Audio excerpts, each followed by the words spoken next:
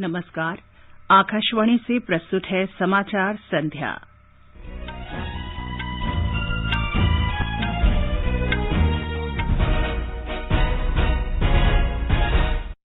वित्त मंत्री निर्मला सीतारमण ने 2005 के एंट्रिक्स देवास सौदे पर पिछली यूपीए सरकार की आलोचना की। उच्चतम न्यायालय के आदेश का उल्लेख करते हुए इसे देश के साथ धोखाधड़ी बताया।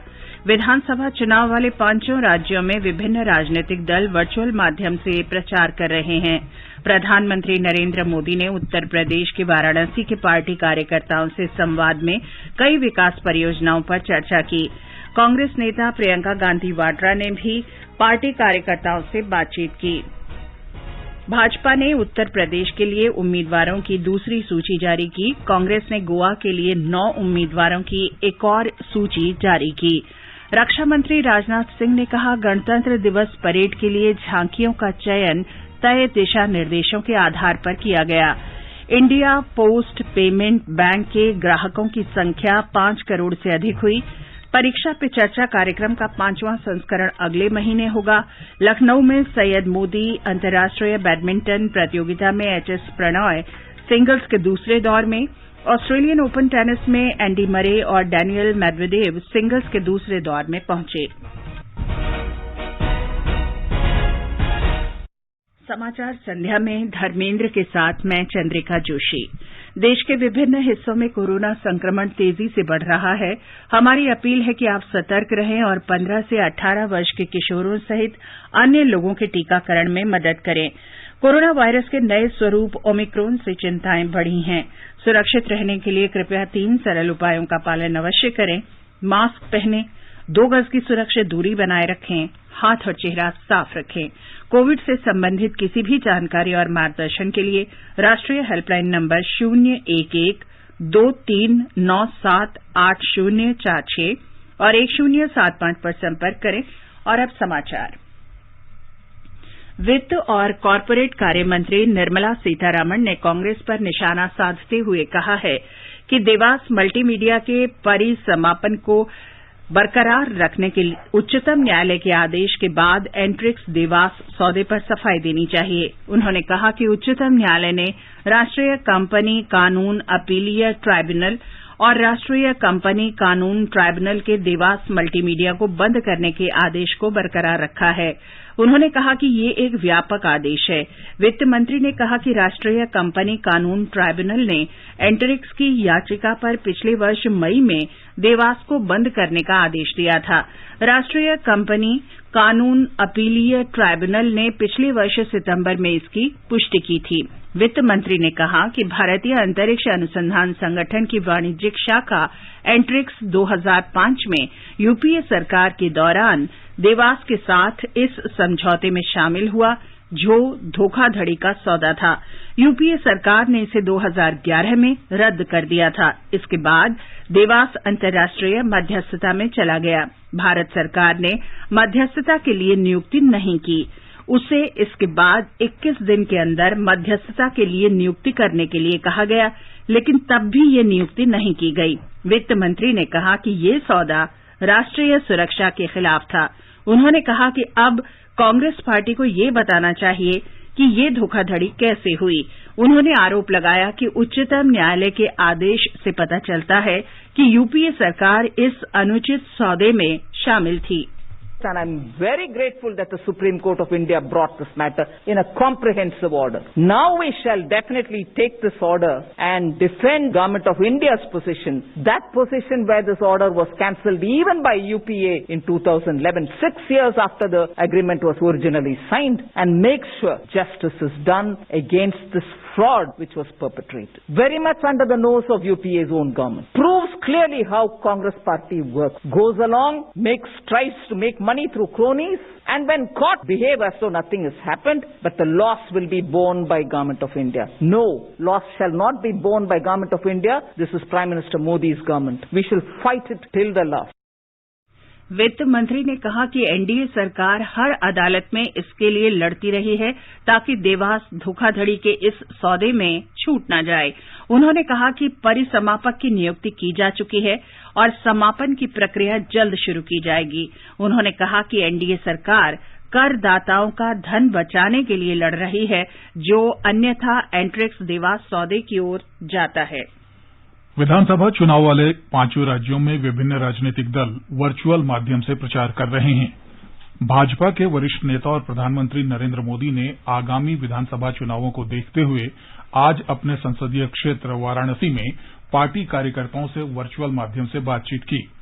उन्होंने कार्यकर्ताओं से कहा कि अपने क्षेत्र के प्रत्येक व्यक्ति के साथ मुलाकात करें और उन्हें वोट देने का महत्व समझाएं। उत्तर प्रदेश में विधानसभा चुनाव के कार्यक्रम की घोषणा के बाद पार्टी कार्यकर्ताओं से प्रधानमंत्री की ये पहली बातचीत थी। नमो ऐप पर वर्चुअल संवाद के दौरान प्रधानमंत्री ने पार्टी कार्यकर्ताओं के साथ वाराणसी में जारी विभिन्न विकास परियोजनाओं पर चर्चा की। उन्होंने कार्यकर्ताओं से अपने शहर को स्वच्छ रखने की अपील की। प्रधानमंत्री ने कार्यकर्ताओं से आग्रह किया कि प्रचार करते समय कोविड दिशा निर्देशों का पालन किया जाए। अन्य राजनीतिक दलों ने भी प्रचार तेज कर दिया है। कांग्रेस महासचिव प्रियंका गांधी ने आज पार्टी कार्यकर्ताओं से वर्चुअल संवाद किया। कांग्रेस के वरिष्ठ नेता और छत्तीसगढ़ के मुख्यमंत्री भूपेश बघेल ने मथुरा जिले में प्रचार किया। जनता दल यूनाइटेड के वरिष्ठ नेता केसी त्यागी ने आज लखनऊ में घोषणा की कि उनकी पार्टी उत्तर प्रदेश में अधिकतम सीटों पर चुनाव लड़ेगी। आजाद समाज पार्टी के नेता चंद्रशेखर आजाद ने राज्य में 33 सीटों पर चुनाव लड़ने की घोषणा की। इस बीच समाजवादी पार्टी कल से 300 यूनिट तक फ्री बिजली के लिए फॉर्म भरने का अभियान शुरू करेगी।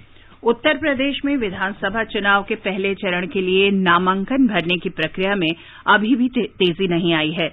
विभिन्न राजनीतिक दलों के नेता अपनी चुनावी रणनीतियों और उम्मीदवारों की सूची को अंतिम रूप देने में व्यस्त हैं।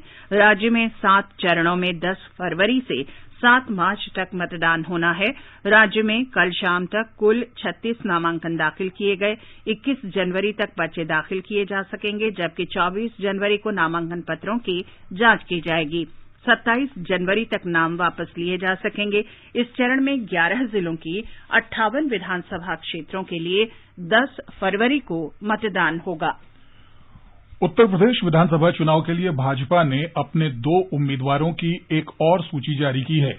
पार्टी ने राज्य की बहेड़ी विधानसभा सीट से छत्रपाल सिंह और भोजीपुरा सीट से बहुरान लाल मौर्य को चुनाव मैदान में उतारा है। भाजपा केंद्रीय चुनाव समिति की ओर से उम्मीदवारों के नाम को अंतिम रूप दिया गया है। उधर कांग्रेस ने आज गोवा विधानसभा चुनाव के लिए 9 उम्मीदवारों की एक और सूची जारी की। हाल में भारतीय जनता पार्टी छोड़कर कांग्रेस में शामिल हुए पूर्व मंत्री माइकल लोबो कलंगट विधानसभा सीट से चुनाव लड़ेंगे। आम आदमी पार्टी ने भगवंत सिंह मान को पंजाब विधानसभा चुनाव के लिए अपना मुख्यमंत्री पद का चेहरा बनाया है। 48 वर्षीय मान संगरूर से 2 बार से सांसद हैं और पार्टी की राज्य इकाई के प्रमुख भी हैं। पूर्व सेना प्रमुख जनरल जे सिंह भारतीय जनता पार्टी में शामिल हो गए हैं। आज चंडीगढ़ में अकाली नेता अजमेर सिंह और कुछ अन्य नेता भी भारतीय जनता पार्टी में शामिल हुए। पूर्व सेना प्रमुख जनरल जे सिंह ने 2018 में शिरोमणि अकाली दल छोड़ दिया था। प्रवर्तन निदेशालय की टीम पंजाब के मुख्यमंत्री चरणजीत चन्नी के रिश्तेदार के परिसरों में 10 से अधिक स्थानों पर छापेमारी कर रही है। हमारे संवाददाता ने बताया है कि कथित अवैध बालू खनन से जुड़े धनशोधन मामले में ये कार्रवाई की जा रही है। उच्चतम न्यायालय आज उस जनहित याचिका पर सुनवाई के लिए सहमत हो गया जिसमें मांग की गई है कि उम्मीदवारों से जुड़े आपराधिक मामलों और उनके चयन के कारणों का खुलासा न करने वाले राजनीतिक दलों की मान्यता रद्द की जाए। प्रधान न्यायाधीश एनवी रमणा की अध्यक्षता वाली खंडपीठ अश्विनी कुमार उपाध्याय की जनहित याचिका पर सुनवाई के लिए सहमत हो गई, लेकिन अभी कोई तारीख निश्चित नहीं की गई है। ये समाचार हमारी वेबसाइट newsonair.com/hindi और हमारे mobile app news on AIR पर भी उपलब्ध हैं। चलो मिलकर एक शुरुआत करें, चलो एक फैसला आज करें, मास्क नहीं तो टोकेंगे, कोरोना को रोकेंगे, चलो एक इरादा करते हैं, चलो कुछ वादा करते हैं, मास्क नहीं तो टोकेंगे, कोरोना को रोकेंगे। समाचार संध्या में आपका फिर स्वागत है। आगे बढ़ने से पहले मुख्य समाचारों पर एक नजर। वित्त मंत्री निर्मला सीतारमण ने 2005 के एंट्रिक्स देवास सौदे पर पिछली यूपीए सरकार की आलोचना की। उच्चतम न्यायालय के आदेश का उल्लेख करते हुए इसे देश के साथ धोखाधड़ी बताया। विधानसभा चुनाव वाले 5 राज्यों में विभिन्न राजनीतिक दल वर्चुअल माध्यम से प्रचार कर रहे हैं। प्रधानमंत्री नरेंद्र मोदी ने उत्तर प्रदेश के वाराणसी के पार्टी कार्यकर्ताओं से संवाद में कई विकास परियोजनाओं पर चर्चा की। कांग्रेस नेता प्रियंका गांधी वाड्रा ने भी पार्टी कार्यकर्ताओं से बातचीत की। भाजपा ने उत्तर प्रदेश के लिए उम्मीदवारों की दूसरी सूची जारी की। कांग्रेस ने गोवा के लिए 9 उम्मीदवारों की एक और सूची जारी की। रक्षा मंत्री राजनाथ सिंह ने कहा, गणतंत्र दिवस परेड के लिए झांकियों का चयन तय दिशा निर्देशों के आधार पर किया गया। इंडिया पोस्ट पेमेंट्स बैंक के ग्राहकों की संख्या 5 करोड़ से अधिक हुई। परीक्षा पे चर्चा कार्यक्रम का 5वां संस्करण अगले महीने होगा। लखनऊ में सैयद मोदी अंतर्राष्ट्रीय बैडमिंटन प्रतियोगिता में एचएस प्रणय सिंगल्स के दूसरे दौर में और ऑस्ट्रेलियन ओपन टेनिस में एंडी मरे और डेनियल मेदवेदेव सिंगल्स के दूसरे दौर में पहुंचे।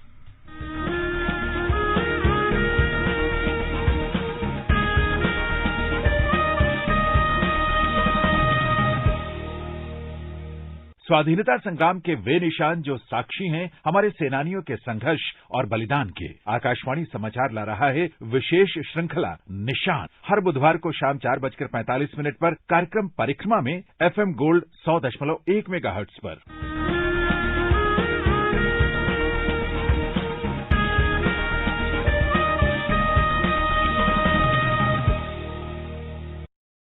रक्षा मंत्री राजनाथ सिंह ने तमिलनाडु के मुख्यमंत्री एमके स्टालिन और पश्चिम बंगाल की मुख्यमंत्री ममता बनर्जी को पत्र लिखकर गणतंत्र दिवस परेड में उनके राज्यों की झांकियां नहीं शामिल किए जाने पर स्पष्टीकरण दिया है।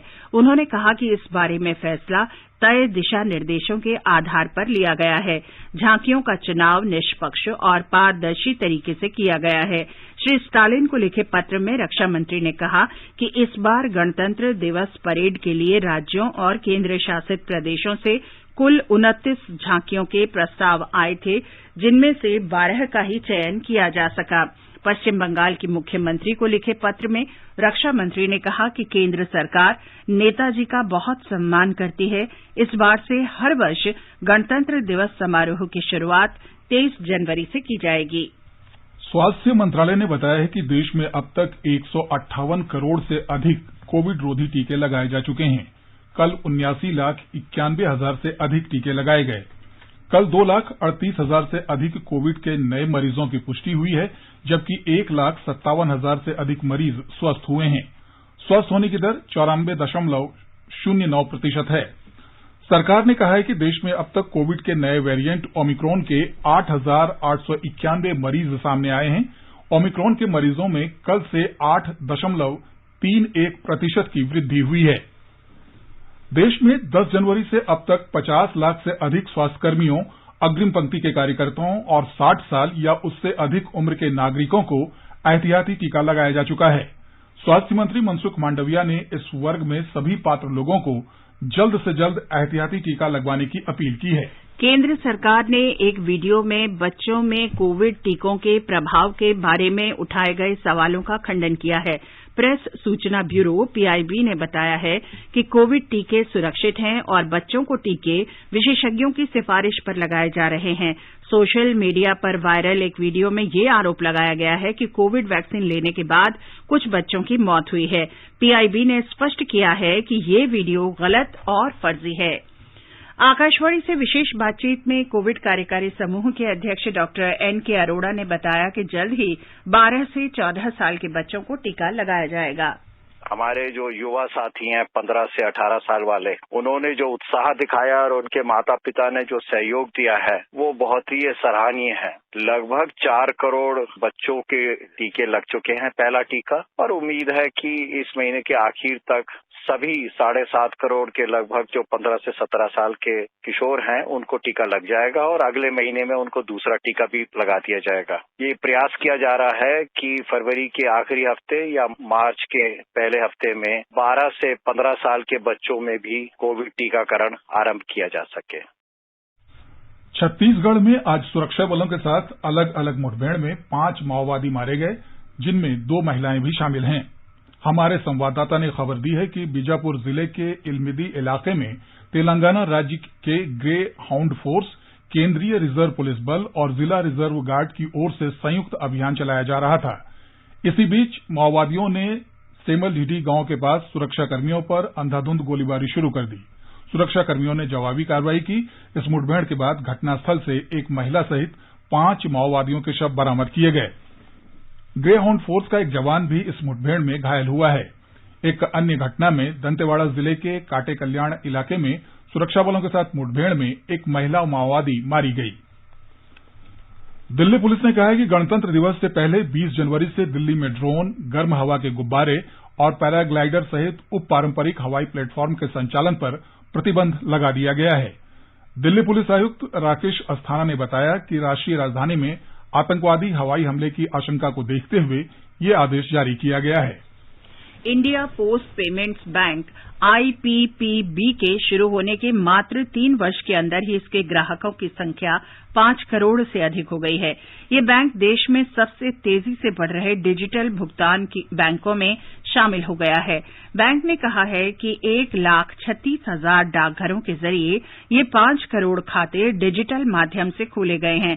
बैंक ने 2,80,000 डाककर्मियों की सहायता से वित्तीय जागरूकता और ग्राहकों को सशक्त बनाने के जरिए विश्व का सबसे बड़ा डिजिटल वित्तीय साक्षरता कार्यक्रम चलाने की उपलब्धि हासिल कर ली। कुल खाता धारकों में से करीब 48% महिलाएं हैं। परीक्षा पे चर्चा का 5वां संस्करण फरवरी में आयोजित किया जाएगा। परीक्षा पे चर्चा में शामिल होने के लिए प्रतियोगिता पिछले वर्ष 28 दिसंबर से 20 जनवरी तक माई गॉव पोर्टल पर शुरू की गई थी। इस प्रतियोगिता के विजेताओं को परीक्षा पे चर्चा में भाग लेने के लिए व्यक्तिगत रूप से बुलाया जा सकता है। उन्हें प्रधानमंत्री से बातचीत का मौका भी मिल सकता है। प्रतियोगिता में शिक्षक भी भाग ले सकते हैं। राष्ट्रीय मानवाधिकार आयोग ने कुष्ठ रोगियों के कल्याण के लिए केंद्र, राज्यों और केंद्रशासित प्रदेशों के लिए विस्तृत परामर्श जारी किया है। आयोग ने 90 कानूनों में भेदभावपूर्ण प्रावधानों को समयबद्ध ढंग से हटाने का परामर्श दिया है। परामर्श में कहा गया है कि राज्य सरकार को हेल्पलाइन शुरू करनी चाहिए ताकि कुष्ठ रोगियों की समय पर सूचना मिल सके और उन्हें चिकित्सा उपलब्ध कराई जा सके तथा दूरसंचार सेवाओं पर आधारित मोबाइल चिकित्सा सेवाएं सुलभ कराई जा सके। केंद्र और राज्य सरकारों को इस बारे में जागरूकता फैलानी चाहिए कि कुष्ठ रोग का पूरी तरह उपचार संभव है। इस बारे में भी लोगों को जागरूक बनाया जाना चाहिए कि एमडीटी की पहली खुराक लेने के बाद रोगी व्यक्ति संक्रमण नहीं फैला सकता। वह सामान्य व्यक्ति की तरह जीवन व्यतीत कर सकता है।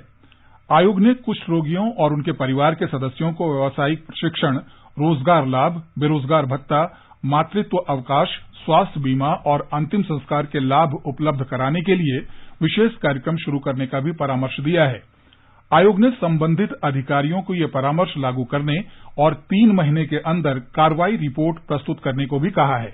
गृह मंत्रालय ने सभी राज्यों और केंद्र शासित प्रदेशों से भारतीय ध्वज अधिनियम 2002 और राष्ट्रीय गौरव अपमान निवारण अधिनियम 1971 के प्रावधानों को कड़ाई से लागू करने के निर्देश दिए हैं। राज्यों के मुख्य सचिवों और केंद्र शासित प्रदेशों के प्रशासकों को लिखे पत्र में मंत्रालय ने कहा है कि तिरंगा लोगों की आशाओं और आकांक्षाओं का प्रतिनिधित्व करता है। मंत्रालय ने यह भी कहा कि लोगों और संगठनों द्वारा राष्ट्रीय ध्वज फहराते समय नियमों और व्यवहार की अनदेखी की जा रही है। गृह मंत्रालय ने राज्यों और केंद्र शासित प्रदेशों को महत्वपूर्ण राष्ट्रीय, सांस्कृतिक और खेल गतिविधियों के दौरान केवल कागज का झंडा इस्तेमाल करने को सुनिश्चित कराने के निर्देश दिए हैं। ये भी सुनिश्चित करने को कहा गया है कि कार्यक्रमों के समापन के बाद झंडे को न तो फाड़ना चाहिए और न ही जमीन पर फेंकना चाहिए, बल्कि इसे झंडे की पूर्ण गरिमा के अनुरूप ही नष्ट करना चाहिए। भारत इस वर्ष ब्रिक्स समूह के 5 कार्यक्रमों का आयोजन करेगा। इनमें ब्रिक्स स्टार्टअप्स मंच की बैठक तथा ऊर्जा, जैव प्रौद्योगिकी और बायोमेडिसिन पर कार्य समूहों की बैठकें शामिल हैं। ब्रिक्स विज्ञान प्रौद्योगिकी नवाचार संचालन समिति की 15वीं बैठक कल वर्चुअल माध्यम से आयोजित की गई। बैठक के दौरान ब्रिक्स की विज्ञान प्रौद्योगिकी नवाचार गतिविधियों के कैलेंडर और संभावित विचार विमर्श पर चर्चा हुई। संयुक्त अरब अमारात के विदेश मंत्री एबी जायद ने आज विदेश मंत्री डॉक्टर एस जयशंकर से फोन पर बातचीत की और आतंकवादी हमले में भारतीय नागरिकों के मारे जाने पर दुख व्यक्त किया। डॉक्टर जयशंकर ने कहा कि यूएई में भारतीय दूतावास मृतकों के परिजनों को हर संभव सहायता उपलब्ध कराने के लिए स्थानीय अधिकारियों के साथ लगातार संपर्क में है। आजादी के अमृत महोत्सव के अंतर्गत आइए अब सुनते हैं आकाशवाणी की विशेष प्रस्तुति आजादी का सफर। आजादी का अमृत महोत्सव।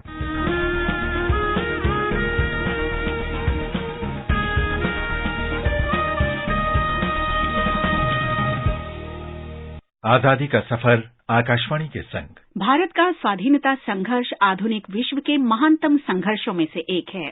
आकाशवाणी से हम आपके लिए रोज ला रहे हैं इसी संघर्ष की एक झलक। 18 जनवरी 1930 को रविंद्रनाथ ठाकुर साबरमती आश्रम गए थे। महात्मा गांधी और रविंद्रनाथ ठाकुर राजनीतिक और वैचारिक रूप से दो अत्यधिक भिन्न व्यक्तित्व थे, लेकिन वे एक दूसरे का बहुत सम्मान करते थे और मित्र थे। वैष्णवजन तो तेने कहिए जे पीड़ पराई जान रे। रविंद्रनाथ ने ही 1915 में गांधी जी को महात्मा की उपाधि प्रदान की थी। गांधी से रविंद्रनाथ ठाकुर के संबंध कैसे थे, इसे उनके विचार से जाना जा सकता है। गांधी जी के बारे में रविंद्रनाथ ठाकुर ने एक जगह लिखा है कि गांधी उन हजारों वंचितों की झोपड़ियों की दहलीज पर ठहर गया जो उसकी तरह के कपड़े पहने हुए थे। उसने उनसे उन्हीं की भाषा में बातें की। वो पुस्तकों के उदाहरण नहीं बल्कि जीवन का वास्तविक सत्य था। इसीलिए भारतीयों ने उन्हें जो महात्मा नाम दिया है वही उनका असली नाम है। रविंद्रनाथ ठाकुर ने आगे लिखा है कि गांधी की तरह और किसने महसूस किया है कि सभी भारतीय उनकी ही रक्त और मज्जा हैं। सत्य के संपर्क में आत्मा की कुचली हुई ताकतें फिर से उठती हैं। जब भारत के द्वार पर प्रेम आया तो वो द्वार पूरी तरह खुल गया। गांधी के आह्वान पर भारत नई महानता के लिए विकसित हुआ, जैसे कि अतीत में हुआ करता था। अतीत में जब बुद्ध ने प्राणियों के बीच सहानुभूति और करुणा की सच्चाई की घोषणा की थी।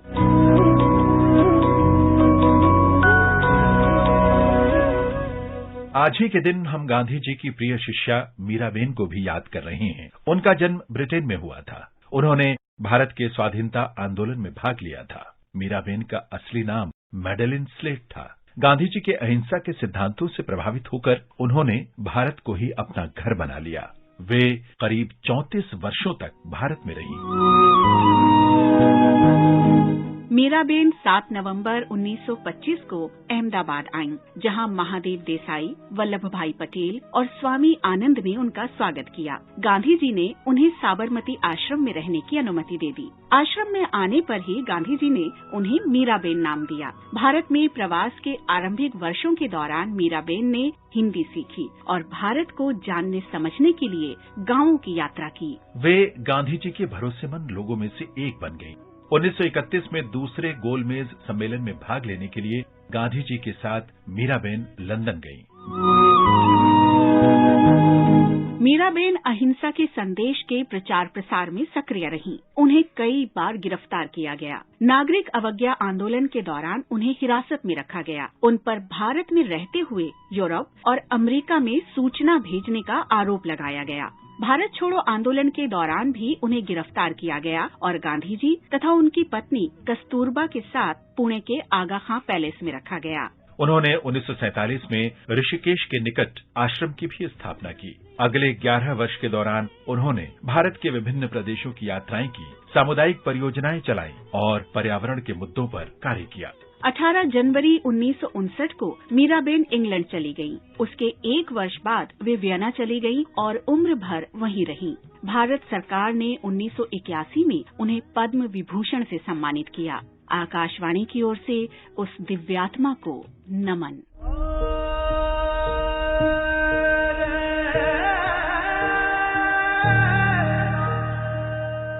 हम आज दिल्ली के उन 11 स्वाधीनता सेनानियों को भी श्रद्धांजलि अर्पित कर रहे हैं जो 18 जनवरी 1858 को शहीद हुए थे। उन्होंने 1857 में भारत के प्रथम स्वतंत्रता संग्राम के दौरान दिल्ली की रक्षा की थी। उनमें शामिल हैं खिड़की गांव के असगर यार खान और शेख यार खान, फाटक हवस खान के निवासी सैयद अत्ताउल्ला खान, कूचा चेलान के निवासी शेख गुलाम शाह, गुलाब अकबर पठान और सैयद मीर गुलाम, शेख इलाही बख्श, शेख कलमगीर बख्श, लाहौरी गेट निवासी सैयद खुदा बख्श, मीर शाह सैयद और सैयद सीतल शाह।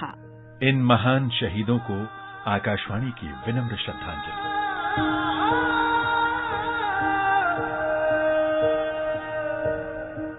इसके साथ ही आजादी का सफर आकाशवाणी के संग श्रृंखला की ये कड़ी संपन्न होती है। कल फिर मिलेंगे एक और नई कड़ी के साथ।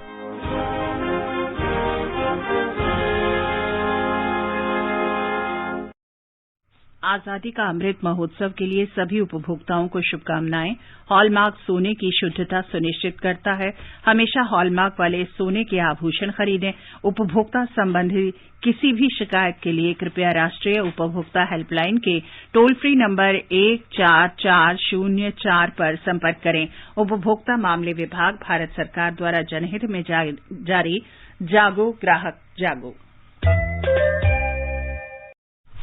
जाने माने कार्टूनिस्ट नारायण देवनाथ का आज कोलकाता में लंबी बीमारी के बाद निधन हो गया।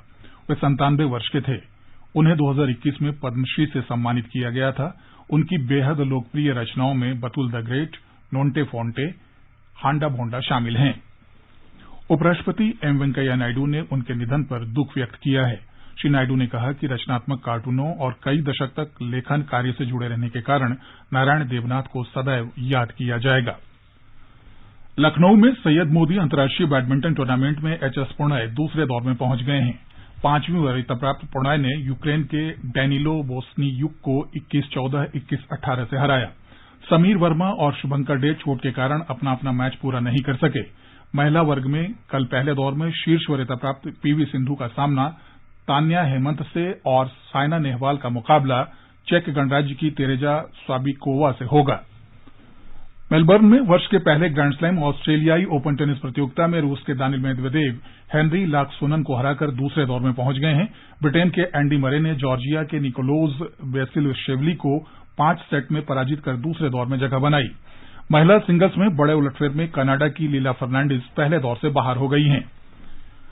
भारत और दक्षिण अफ्रीका के बीच 3 एकदिवसीय अंतर्राष्ट्रीय क्रिकेट मैचों की श्रृंखला का पहला मुकाबला कल पार्ल में खेला जाएगा।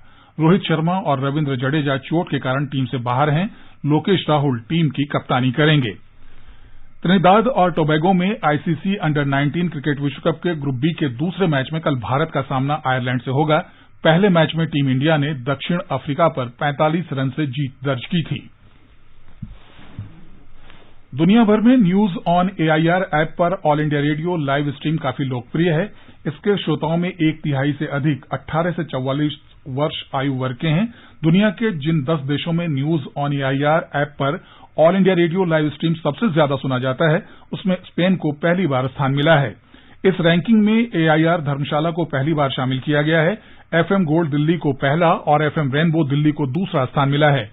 आकाशवाणी की 240 से अधिक रेडियो प्रसारण सेवाओं को न्यूज ऑन एआईआर ऐप पर लाइव स्ट्रीम किया जाता है। और अंत में मुख्य समाचार एक बार फिर। वित्त मंत्री निर्मला सीतारमण ने 2005 के एंट्रिक्स देवास सौदे पर पिछली यूपीए सरकार की आलोचना की। उच्चतम न्यायालय के आदेश का उल्लेख करते हुए इसे देश के साथ धोखाधड़ी बताया। विधानसभा चुनाव वाले 5 राज्यों में विभिन्न राजनीतिक दल वर्चुअल माध्यम से प्रचार कर रहे हैं। प्रधानमंत्री नरेंद्र मोदी ने उत्तर प्रदेश में वाराणसी के पार्टी कार्यकर्ताओं से संवाद में कई विकास परियोजनाओं पर चर्चा की। कांग्रेस नेता प्रियंका गांधी वाड्रा ने भी पार्टी कार्यकर्ताओं से बातचीत की। भाजपा ने उत्तर प्रदेश के लिए उम्मीदवारों की दूसरी सूची जारी की। कांग्रेस ने गोवा के लिए 9 उम्मीदवारों की एक और सूची जारी की। रक्षा मंत्री राजनाथ सिंह ने कहा, गणतंत्र दिवस परेड के लिए झांकियों का चयन तय दिशा निर्देशों के आधार पर किया गया। इंडिया पोस्ट पेमेंट बैंक के ग्राहकों की संख्या 5 करोड़ से अधिक हुई। परीक्षा पे चर्चा कार्यक्रम का 5वां संस्करण अगले महीने होगा। लखनऊ में सैयद मोदी अंतर्राष्ट्रीय बैडमिंटन प्रतियोगिता में एचएस प्रणॉय सिंगल्स के दूसरे दौर में और ऑस्ट्रेलियन ओपन टेनिस में एंडी मरे और डेनियल मेदवेदेव सिंगल्स के दूसरे दौर में पहुंचे। इसके साथ ही समाचार संध्या का ये अंक समाप्त हुआ। नमस्कार।